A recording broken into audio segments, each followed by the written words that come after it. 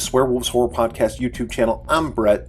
If you're a returning subscriber, I just want to thank you for coming back. And if you're new to this channel, I just want to thank you for stopping by. Please consider clicking that subscribe button as well as that notification bell below.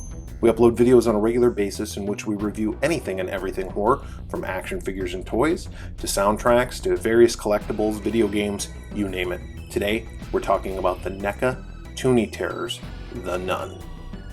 The Nun is a character from, originally from The Conjuring 2.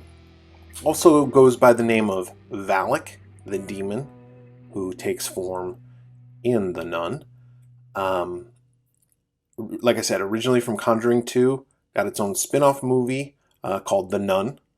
And it looks like there's going to be a sequel to The Nun called The Nun 2, I imagine. I don't know.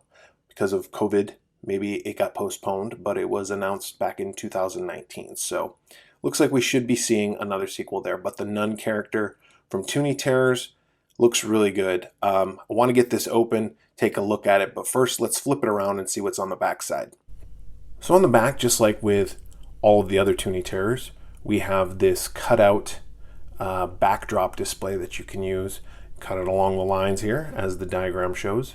And you can place your characters in front of that. Now I have all my Toony Terrors set up together. I don't have the backdrops, but it's nice that they include these backdrops in here. It's kind of fun for people that want to do maybe mini dioramas with them or whatnot. It does look nice. Let's get the figure open and take a look at it.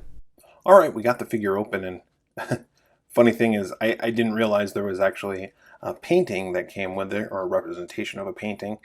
For those of you familiar with the movie The Nun, or The Conjuring 2, you know that Valak comes out of a painting and scares Lorraine Warren, I believe. So that's kind of fun that they include that in there. It almost looks like, well, we'll get to this in a second because I want to come back to that. But let's talk about the figure itself. Like with most of, or all of the Toony Terror series, these are very stylized, cartoony representations of their horror movie counterparts. These are in the vein of Scooby-Doo. In fact, I have a Scooby and Shaggy that I pose with my Toony Terrors because I think they go well together. So they kind of remind me, or they do remind me very much so, of Scooby-Doo villains. Let's talk about the articulation first on this figure. We'll start with the head. It has some side-to-side movement, but because she has the habit that she's wearing, the nun's habit here, it kind of restricts her from moving her head any more than this. She does have some movement in her arms. So you can see this arm goes just at the shoulder, and then this arm goes at the shoulder also, not at the elbow, so just at the shoulder. So that's about it for that. Other than that, she does have some waist movement, so she can look like she's running forward or facing to the side, or even, I guess, facing backwards if you really wanted to do something like that. But mostly just running forward.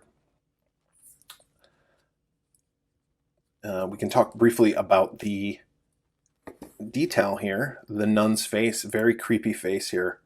Not a lot of detail in these because, as I said, they are stylized cartoon versions of their actual counterparts in the movies.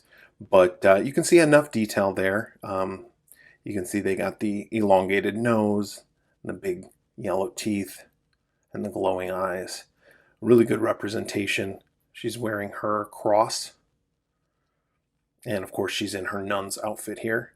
Soft leather, or soft rubber, I should say, to represent the belt right around here. And then, of course, the habit that we talked about earlier is kind of flowing. So it gives her this motion that she is running. It's already scratched up a little bit. In the camera, it looks a lot worse than it does in person, but the camera and the lights and everything bring out all these details. That it's scuffed up a little bit, but that's okay. She's rough. Again, like I said, just the lines here in what is to be the fabric add some really good detail. The cinched waist, and then of course she's got her orthopedic shoes on. But what I was going to say earlier was it is almost like a Scooby-Doo villain, because you could have her like she's stealing the painting. almost. Like she's running away with it and the Scooby-Doo gang is trying to stop her, and she's actually Mrs. Jenkins from down the street, and she would have gotten away with it if it weren't for those pesky kids. Anyway, I probably won't do something like that, but that's just what it reminded me of, some way that someone could pose it. I guess if there was a little bit more movement in the hands, you could do it like that. But I like her with the arms outstretched a little bit, maybe the head cocked, the waist turned, kind of like that, and we can set up the painting behind her to represent that's where she came from. So that's it. That's the latest Toony Terrors, at least that I picked up. This is wave 3 of the Toony Terrors line. I haven't picked up the Nosferatu yet, but as soon as I pick it up, you can be sure I'll be doing an unboxing video on this channel and review.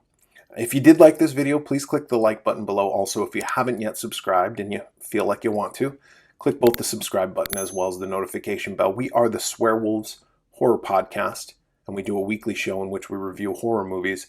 So please check us out by searching for The Swearwolves wherever you listen to your favorite podcasts. You can also visit our website at theswearwolves.com. So, for The Swearwolves, I'm Brett.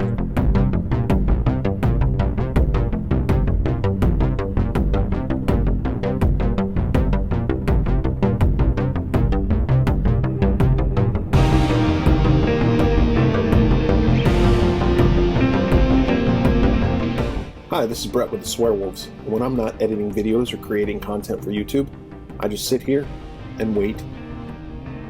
And wait. If you like the video that you just saw, go ahead and click that button right there. And if you haven't yet subscribed, go ahead and click that other button right there. I'll wait.